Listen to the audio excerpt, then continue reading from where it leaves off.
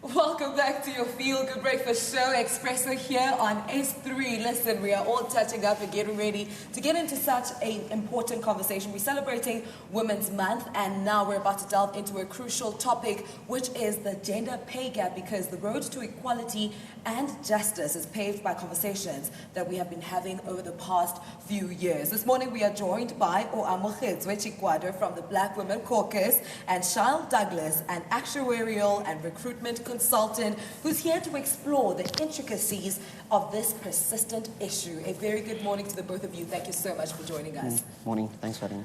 I mean, I'm going to start with you, right? Generally speaking, what are some of the reasons for the existence of a gender pay gap? So when we look at, actually, let me take it back from a history perspective, right?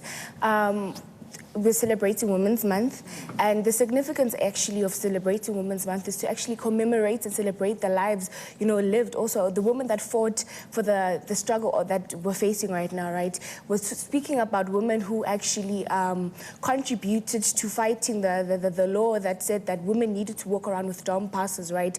And that also then contributed also to issues of, access opportunities rather for them to, get proper jobs. So when we look at the gender pay gaps, we see that women have been, marginalized from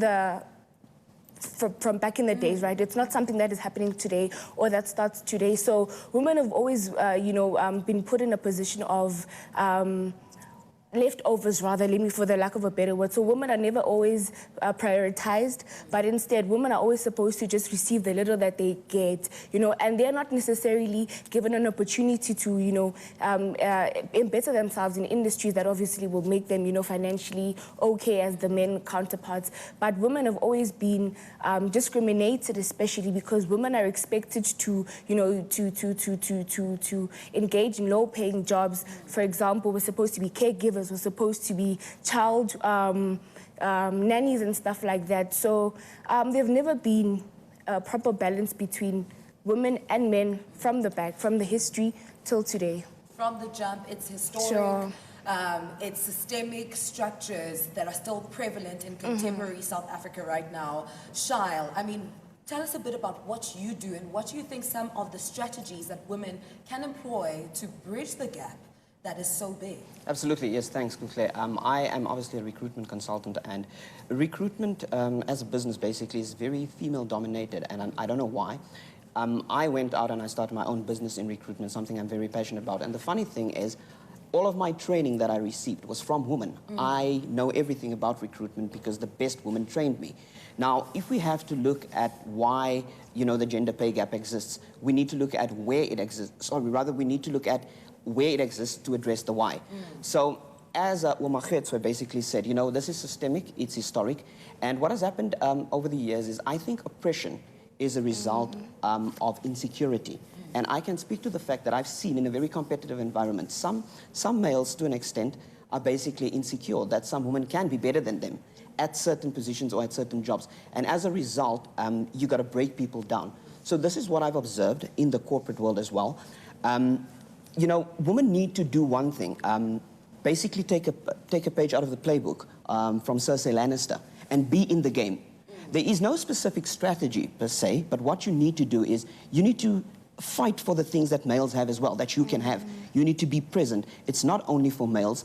The reason I mentioned Cersei Lannister, if you watch Game of Thrones, it's about strategy, it's about fighting. Everybody wants a throne. It's not only about being a king or a queen. Everybody wants that throne. And if we look at the two main protagonists, shall I say, of the show, it's two females that were up against males. So use that and do that exactly in the corporate world.